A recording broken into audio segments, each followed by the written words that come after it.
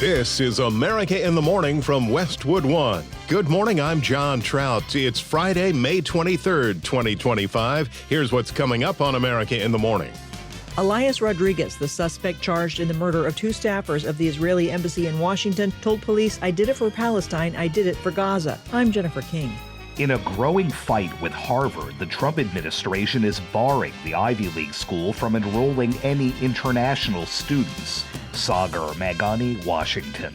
In a tie vote, the Supreme Court blocks the nation's first religious charter school. I'm Sue Aller. President Trump's top priorities get through the House. I'm Clayton Neville. Multiple people are dead after a plane crashed into a San Diego neighborhood. I'm Haya Panjwani. A jury convicted Svetlana Dali of sneaking onto a Paris-bound Delta flight. Julie Walker, New York. All ahead on America in the Morning.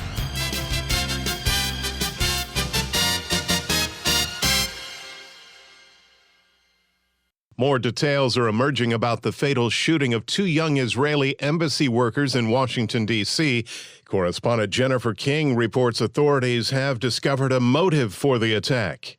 Elias Rodriguez, the suspect charged in the murder of two staffers of the Israeli embassy in Washington, told police, "I did it for Palestine, I did it for Gaza," according to court documents. Metropolitan Police Chief Pamela Smith. The suspect chanted, "Free, free Palestine," while in custody. Janine Pirro is the new U.S. Attorney for the District of Columbia. Violence against anyone based on their religion is an act of cowardice. She says Rodriguez is likely to face more charges. And we're going to continue to investigate this as a hate crime. Authorities say the 31-year-old from Chicago gunned down the young couple outside the Capitol Jewish Museum as they were leaving a reception, then stood over them and fired several more shots. I actually offered him, gave him water. Event organizer Jojo Drake-Colleen told Sky News a guard let a distraught-looking man into the museum thinking he was fleeing the commotion. Unbeknownst to me that I was looking evil in the eye. The Israeli ambassador says the victims, Yurin Lashinsky, an Israeli citizen, and Sarah Milgram, an American from Kansas, were about to be engaged. I'm Jennifer King.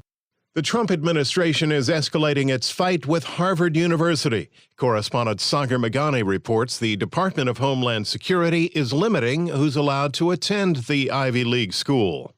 In a growing fight with Harvard, the Trump administration is barring the Ivy League school from enrolling any international students. The administration says Harvard's created an unsafe environment by allowing assaults on Jewish students and says the school's coordinating with the Chinese Communist Party. Harvard was the first school to openly defy White House demands to limit pro-Palestinian protests and eliminate DEI policies. Harvard's a disgrace. I think what they did was a disgrace. They're obviously anti-Semitic. There are nearly 6,800 foreign students at Harvard from more than 100 nations. The administration says they all must either transfer or leave the country. Harvard calls the action unlawful. Sagar Meghani, Washington. The U.S. Supreme Court has issued its decision on if Oklahoma would be allowed to use taxpayer money to fund a religious charter school. Correspondent Sue Aller reports the justices were evenly split. What would have been the nation's first publicly funded religious charter school will not be allowed to open in Oklahoma. In a 4-4 tie, the U.S. Supreme Court effectively blocked the creation of St. Isidore of Seville Catholic Virtual School. The tie leaves in place a prior ruling by the Oklahoma Supreme Court that deemed the public-funded faith-based school unconstitutional. Oklahoma State Superintendent Ryan Walters was not happy with the outcome. I believe that this decision is antithetical to the religious freedoms in our U.S. Constitution.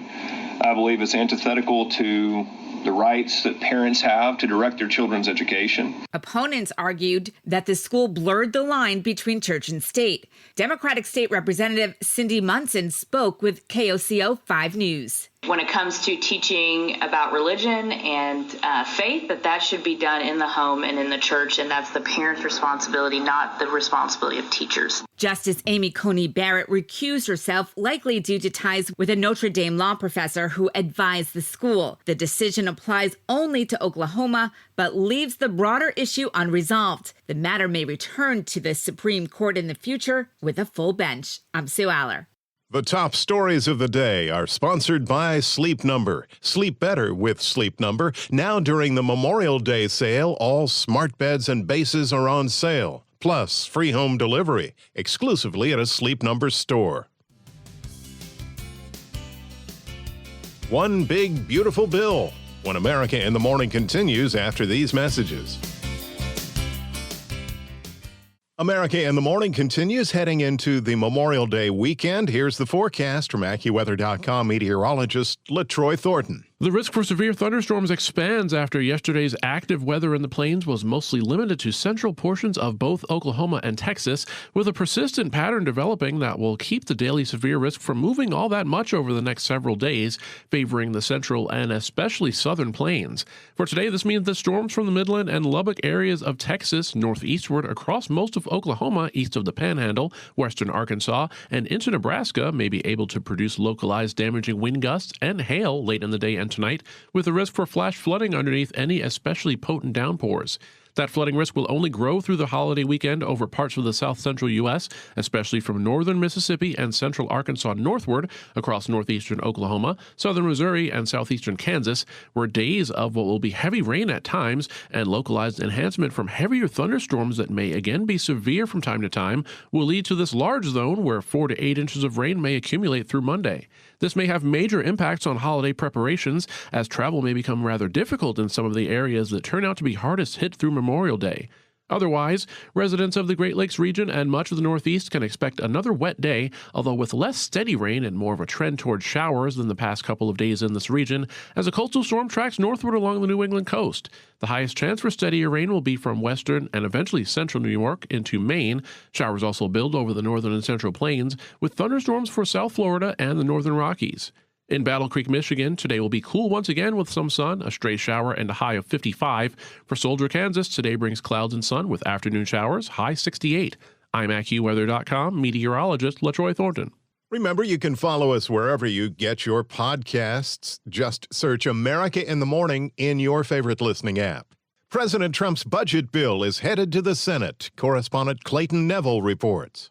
The vote came down early Thursday morning and was announced by House Speaker Mike Johnson. The yeas are 215, the nays are 214, with one answering present. The bill is passed.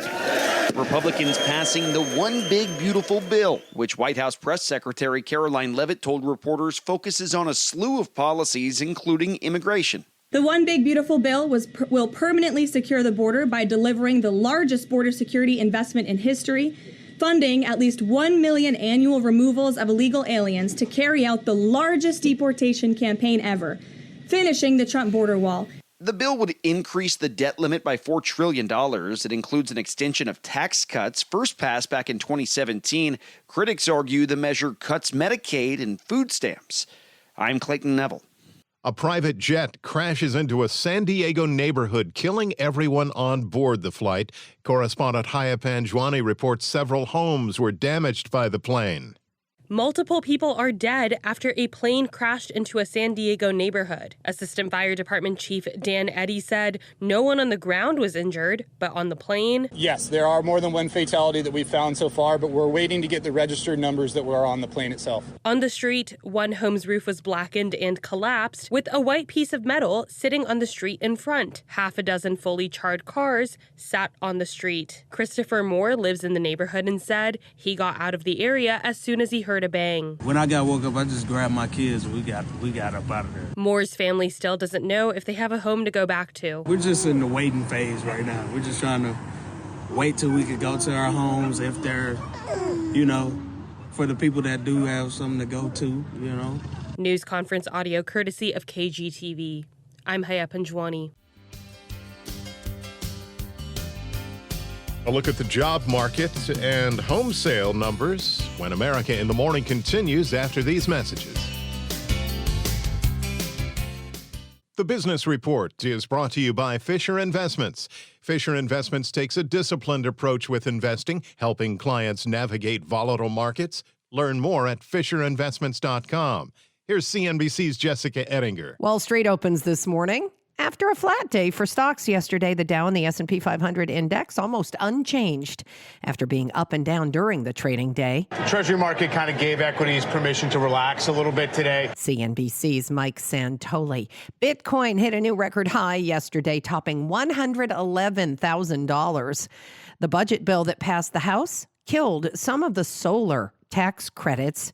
That hurt solar stocks. Sunrun lost more than a third of its value yesterday. Slightly fewer people applied for unemployment benefits last week, but the number of continuing claims, that was above 1.9 million, and it hints that it's taking out of work people longer to find their next job. The 1.9 million on the continuing claims, that's something to watch. It would suggest a little bit of trouble of people who lose work getting back into the workforce, but the flow in through the jobless claims number is still suggesting a healthy job market. CNBC senior economics reporter Steve Leisman. April home sales dropped to their slowest pace in 16 years. New data just confirming a super slow spring housing market. Some sellers are dropping their asking prices. This is the slowest April sales pace since 2009. Inventory jumped 9%, 1.45 million homes for sale at the end of April, which at the current sales pace makes a 4.4-month supply. That is the highest supply in 5 years. More supply is starting to cool prices. The median price of an existing home sold in April, $414,000, up 1.8% year over year. Both the South and West regions did see prices fall. CNBC's Diana Olick. Now, mortgage rates are above 7% this morning on average for a 30-year fixed home loan, according to Mortgage News Daily. Airlines trying to adjust as luxury travelers seem to be pulling back. But if you're looking to fly overseas this summer, you might find some deals. What the airlines need are those premium customers paying a lot of money to fly to Europe. This is when they make a lion's share of their... That's not happening. It's not necessarily not happening, but you know, April is a time when a lot of luxury people say, I'm pulling the trigger on that Europe trip. And I've talked to a lot of luxury travel advisors who say people are still on the sidelines. We worked with a firm called PointsPath to look at airfares domestically and internationally for this summer compared to last year. And we're seeing 7% down international. The Points guy's Brian Kelly on CNBC. Insurance companies are on notice as NOAA predicts an above normal 2025 Atlantic hurricane season. It's forecasting up to 19 total named storms, as many as 10 hurricanes, and as many as 5 major hurricanes. On today's watch list, one piece of data, we get newly built home sales numbers for April. All right, CNBC's Jessica Ettinger with Friday Business. Dramatic courtroom testimony in the Sean Diddy Combs trial yesterday. Scott Muscati accused Combs of breaking into his home and setting on fire his Porsche. That incident allegedly occurred because Cuddy was dating Diddy girlfriend Cassie Ventura. More courtroom news. A jury has reached its verdict in the trial of a woman who snuck onto a flight from New York to Paris. Correspondent Julie Walker reports on the stowaway's fate.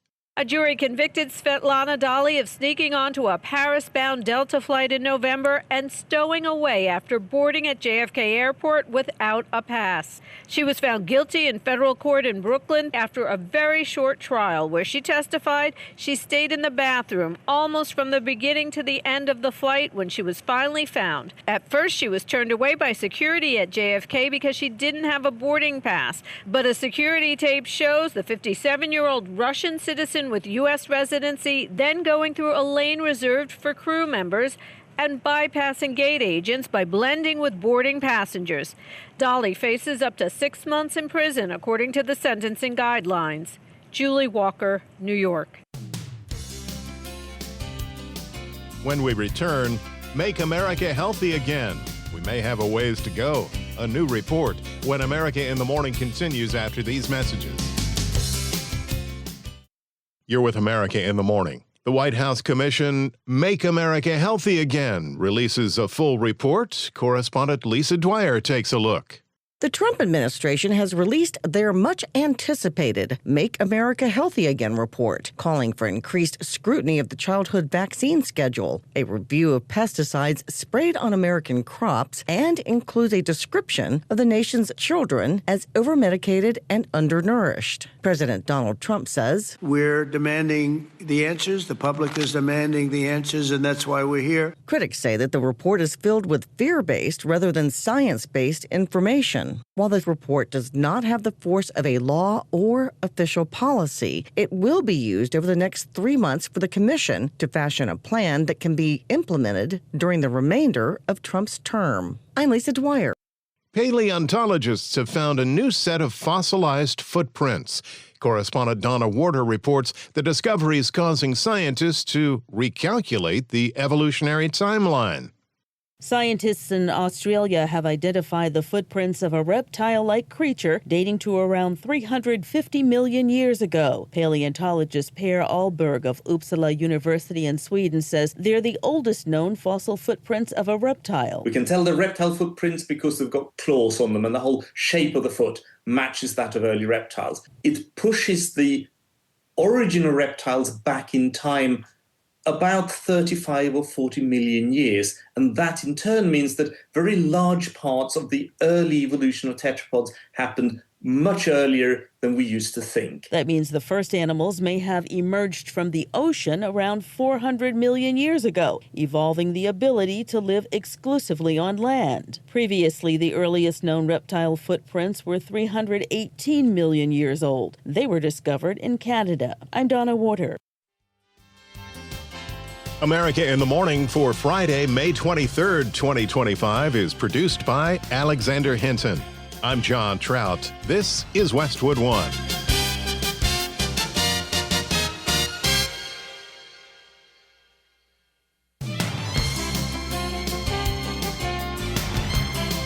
This is America in the Morning from Westwood One. I'm John Trout. Coming up this half hour. The Trump administration and top Israeli officials condemn the murder of 2 staff members of the Israeli embassy in Washington. I'm John Stolness. The Trump administration cracking down on Harvard. I'm Clayton Neville. The U.S. Supreme Court has decided that a Catholic charter school in Oklahoma cannot be funded with public money. Donna Warder, Washington. The music agency Sound Talent Group says that they are devastated at the loss of 3 of its employees. I'm Lisa Dwyer. Back after these messages.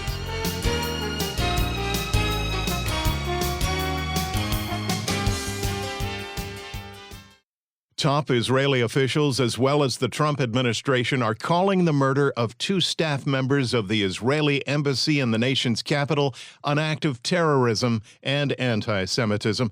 John Stolness has the latest from Washington. Yaron Lashinsky, an Israeli diplomat, and an American, Sarah Milgram, both employees at the U.S. Embassy in Washington, were gunned down leaving a Jewish museum Wednesday night, a killing that Israeli Prime Minister Benjamin Netanyahu says was a terrorist act. The terrorists who cruelly gunned them down did so for one reason and one reason alone. He wanted to kill Jews. And as he was taken away, he chanted, "Free Palestine." This is exactly the same chant we heard on October 7th. 31-year-old Elias Rodriguez has been charged with 2 counts of murder. Attorney General Pam Bondi said this was an act of murderous anti-Semitism. Our Jewish community must feel safe. What we saw last night was disgusting. I saw a young man's body being taken away who was about to get engaged. He had an entire life in front of him, and that was taken away. The hate has got to stop, and it has to stop now. And this person will be prosecuted to the fullest extent of the law. Janine Pirro, U.S. Attorney for the District of Columbia, says they will continue to investigate the murders as hate crimes and a crime of terrorism and will add additional charges as the evidence warrants. Violence against anyone based on their religion is an act of cowardice.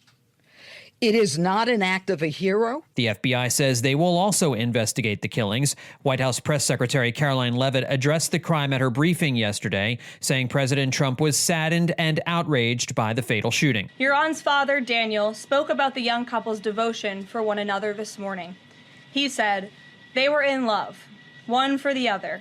The embassy told us they were like a star couple at the embassy. Israeli missions are increasing security after the incident. Authorities say Rodriguez planned the murders in advance, flying in from Chicago on Tuesday with a handgun in his checked luggage. An affidavit afterwards says Rodriguez admitted to the murders, saying, quote, "I did it for Palestine. I did it for Gaza." John Stolness, Washington. A move by the Trump administration could force thousands of students to transfer out of Harvard University or leave the United States altogether. Correspondent Clayton Neville reports. The Trump administration is revoking Harvard University's ability to enroll international students. This in the midst of continued controversy over pro-Palestinian demonstrations and anti-Semitism on college campuses.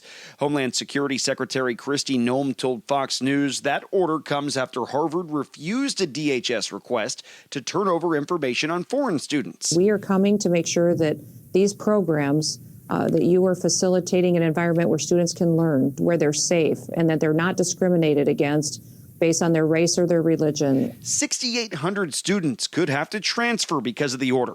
The White House pulled over $2 billion of funding for Harvard last month, and President Trump wants to strip the university's tax-exempt status. We have an interest as a nation, as President Trump has spoken to quite often, that we have an interest as a nation for these universities that are supposed to be the gold standard to actually deliver people who are educated and can function in society and on campuses that encourage a learning environment as opposed to one of left-wing activism. State Department spokesperson Tammy Bruce said that America needs more from its prestigious universities. It has to be more than just a label or a brand. It has to deliver results for the families that do pay a lot of money for it. And I think that there's a point, as you've seen, I think it's obvious from the Trump administration, with the federal money that flows into those coffers and the nature of the kind of talent. You can speak about foreign talent. Let's speak about American talent. You've got a wonderful kid who's done very, very well, and then you send them to Harvard, and a kid comes home, and you don't even recognize them. And they're definitely primed to be a fabulous left-wing activist, but they're maybe not going to be able to get a job. Harvard claims the order is unlawful. I'm Clayton Neville. Correspondent Donna Warder reports the Supreme Court has issued a ruling that could end the chances of public funding for a Catholic school. The U.S. Supreme Court has decided that a Catholic charter school in Oklahoma cannot be funded with public money. The Catholic Church in Oklahoma had wanted taxpayers to fund St. Isidore of Seville Catholic Virtual School, and it would have been the nation's first religious charter school. But opponents said allowing public funding would blur the separation between church and state, take money from public schools, and possibly upend the rules of governing charter schools in almost every state. The justices' vote was 4-4. Justice Amy Coney Barrett didn't explain why she was absent from the vote, but she is good friends with a law professor who's been an advisor to the school. The issue could go before the High Court in the future. Donna Warder, Washington. Among the stories we're covering next, Combs trial update and a huge cyber theft ring busted when America in the Morning returns after these messages. President Trump's massive tax breaks bill has gotten the approval of the House. Correspondent Sagar Meghani reports the bill did pass along party lines. Speaker Mike Johnson says it's been a rough go. There was a few moments over the last week when it looked like the thing might fall apart. But the GOP united, and after last-minute concessions to hold out conservatives and warnings from President Trump, the House passed the so-called One Big Beautiful Bill by a single vote. This is one big, ugly bill. Minority Leader Hakeem Jeffries. This reckless, regressive, and reprehensible GOP tax scam, which he says will strip health care from millions of Americans in exchange for giving tax breaks to the wealthy. The bill now goes to the Senate, where the president's urging fast passage. But long talks are ahead, and the Senate hopes to wrap up its version by July 4th. Sagar Meghani, Washington. At least 3 people are dead after a private jet crashes into a San Diego neighborhood. Correspondent Lisa Dwyer reports we now know the identities of the deceased. The music agency Sound Talent Group says that they are devastated at the loss of 3 of its employees, including co-founder Dave Shapiro. Shapiro is listed as the owner of the plane and had a pilot's license. According to his LinkedIn page, Shapiro also owned a flight school called Velocity Aviation and a record label, Velocity Records. Sound Talent Group has represented artists including Hanson, Sum 41, and Vanessa Carlton. NTSB investigator Elliot Simpson says struck power lines about 2 miles southeast of the airport, then collided with a house. And is asking for the public's assistance. If there are any witnesses or people who might have video that might have captured some of the accident secrets, they reach out to us at witness@ntsb.gov. I'm Lisa Dwyer. The U.S. Senate has voted to overturn California's proposed emission rule changes. Here's correspondent Jennifer King with details. The Senate has voted to block California emission rules that ban the sale of new gas-powered cars by 2035 and try to curb tailpipe emissions from medium and heavy-duty vehicles. Republicans say the state's phase-out of gas-powered cars is too costly for consumers and manufacturers and amounts to a nationwide electric vehicle mandate. I'm not here today to disparage electric vehicles. Senator Sidney Carrasco of Indiana. The government should not pick winners and losers in the vehicle marketplace. The changes could have a profound effect on the state and national effort to curb air pollution. Senator Alex Padilla is a California Democrat. Donald Trump and Republicans in Congress are stopping at nothing to attack California for the audacity of working to protect the health of Californians. About a dozen states follow California's lead in emissions standards. Jennifer King, Washington. The former personal assistant to Sean Diddy Combs took to the witness stand in the music mogul's ongoing human trafficking trial. Correspondent Julie Walker has been following proceedings. Sean Diddy Combs' former personal assistant, George Kaplan, says he saw the music mogul abuse his ex-girlfriend Cassie while on a private jet to Las Vegas in 2015. He heard a commotion and an angry Combs. He turned around and saw him with a glass in his hand and Cassie on the floor. Kaplan said he looked away and heard the glass break, but did not see physical injuries on Cassie afterward. Kaplan did say another time he saw bruises, but not an assault. Kaplan also testified he saw Combs throw apples toward another ex-girlfriend, Gina. He said he finally left his job of 2 years because he was not comfortable with Combs' physical behavior. Combs denies sex trafficking and racketeering. At federal court in Manhattan, I'm Julie Walker. Microsoft, coordinating with the FBI and international police, has broken up one of the largest cyber theft rings in the world. Correspondent Chuck Palm has the story in today's Tech Report. In one of the largest cyber busts in history, international police working with Microsoft have shut down the infrastructure and seized many web domains that have been used for an info-stealing malware software called Luma. The Luma variant, first used around 2022, has been a favorite of several ransomware gangs, including Scattered Spider, widely credited with the large email and banking credential scandal, as well as stealing cryptocurrency wallets. The FBI attributes more than 10 million infections to Luma, and that the credit card theft totaled over 36.5 million in 2023 alone.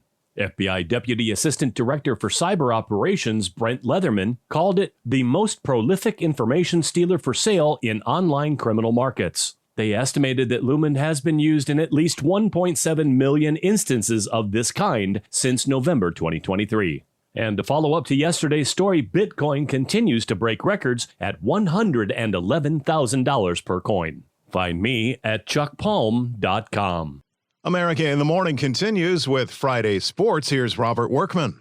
NBA playoffs last night in the West Final in Oklahoma City. The Thunder thumped the Timberwolves 118-103 for a 2-0 series lead. Freshly minted MVP Shai Gilgeous-Alexander had 38 points. Game 3 is in Minnesota tomorrow. Tonight in the East, Game 2 in New York, the Knicks try to get even with the Pacers, who won the opener in overtime. In the Stanley Cup playoffs, East Finals in Raleigh, the Panthers blew by the Hurricanes 5-0. Sam Bennett scored twice. Yeah, we've been playing well on the road. It's nice to be around the guys, spend the time in the hotel with the guys, and Yeah, we've enjoyed it. Florida takes a 2-0 lead into games 3 and 4 in their home building tomorrow and Monday. Tonight in the West, it's game 2 in Dallas. The Stars up 1-0 on the Oilers. Baseball, the Yankees completed their sweep of the Rangers 1-0. Carlos Rodon and 3 relievers allowed just 4 hits, while rookie Jorbit Bibas hit his first career home run off Nathan Eovaldi. Guardians shut out the Tigers 7-0 behind the 5-hit pitching of Tanner Bybee in the full house. Phillies won their 7th game in a row, 2-0 over the Rockies. Ranger Suarez and the big dogs scattered 7 hits. Taylor Ward's grand slam boosted the Angels to their 7th straight, 10-5 over the A's, who have now dropped 9 in a row. Nationals edged the Braves 8-7 in 10 innings for their 5th straight win. Ahmed Rosario's pinch hit RBI single gave them the walk-off, scoring rookie Robert Hassel III in his big league debut. When Call got the bunt down and Rosario came up, I was like, this is good momentum right here. And then lace one through the infield. But yeah, that's amazing. That's amazing. Blue Jays shaded the Padres 7-6 in 11 innings. Gavin Sheets' second homer of the day tied the game in the 9th for San Diego, and he singled in the go-ahead run in the top of the 11th. But Toronto rallied, Dalton Varsho tripled in the ghost runner, and Nathan Lucas singled him home to win it. The Padres' losing streak stands at 6. Brewers barreled over the Pirates 8-5. Christian Yelich homered twice. Jose Altuve went deep twice to lead the Astros over the Mariners 9-2. Orioles and Red Sox were rained out. They'll play 2 today. That's Friday Sports. Now 8 before the hour. Among the stories we're covering next, Mission Impossible and the unofficial start to summer. America in the Morning. Back after these messages. Mission Impossible is back for its final reckoning. Should you choose to accept it, that is. Here's entertainment correspondent Kevin Carr. After 2 years, the second half of the latest Mission Impossible adventure has landed. I need you to trust me one last time.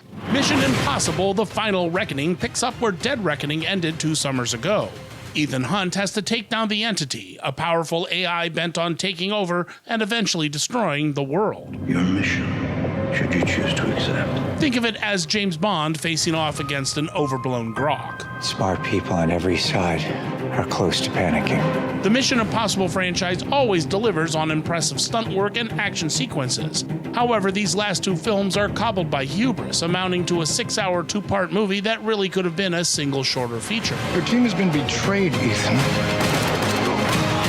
All your secrets compromised. The Final Reckoning takes time to build to its climax, paced more like a suspense film than a summer action movie. In some ways, it feels like a streaming series where the punch only comes in the final episode. That's the pattern, isn't it? The final action sequence is breathtaking and beautifully shot. Unfortunately, you have to wade through a lot of slow dialogue, reiterated plot points, complicated MacGuffins, and music crescendos to get there. I have no regrets. Neither should you. Still, it's worth a watch, especially for the cinematic experience. Mission Impossible: The Final Reckoning gets 3 shirtless Tom Cruises out of 5. I'm Kevin Carr, and that's the way I see it. One of NASA's Mars rovers was photobombed in some recent selfies it sent back to Earth. Correspondent Ben Thomas explains. NASA's Perseverance rover has been collecting samples at an ancient lake bed and river delta on Mars. It's in the habit of sending selfies to its team back on Earth, and the latest captured an unexpected guest, a Martian dust devil.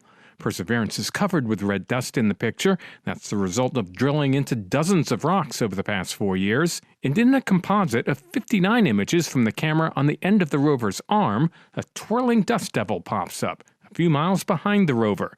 The Jezero crater rock samples will eventually be sent back and could hold clues of any past microbial life on Mars. I'm Ben Thomas.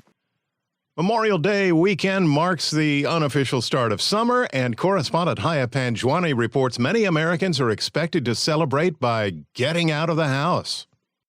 Whether it's a road trip to a nearby lake or beach, or jumping on a plane to explore a big city, Americans are kicking summer off with traveling this Memorial Day weekend. AAA is predicting that over 45 million people will travel at least 50 miles from their homes over the 3-day weekend. That's 1.4 million more people than last year. This sets a new Memorial Day record. Spokesperson Aixa Diaz says most of these people will be taking road trips. Road trips are easier for many people than flying.